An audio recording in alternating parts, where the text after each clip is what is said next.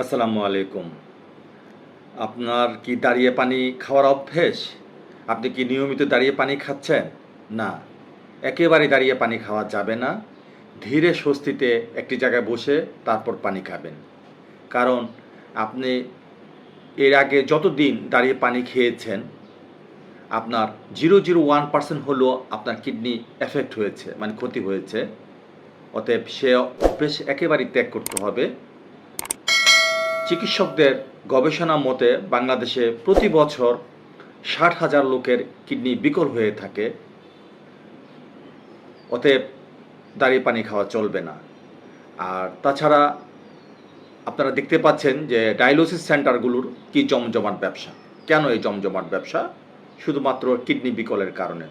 অতএব এই অভ্যেস থেকে আমাদের বেরিয়ে আসতে হবে এবং কিডনিকে সুস্থ রাখতে হলে আমাদের কিছু নিয়মের পাশাপাশি দাঁড়িয়ে পানি খাওয়ার অভ্যেস একেবারেই ত্যাগ করতে হবে। Thank you so much.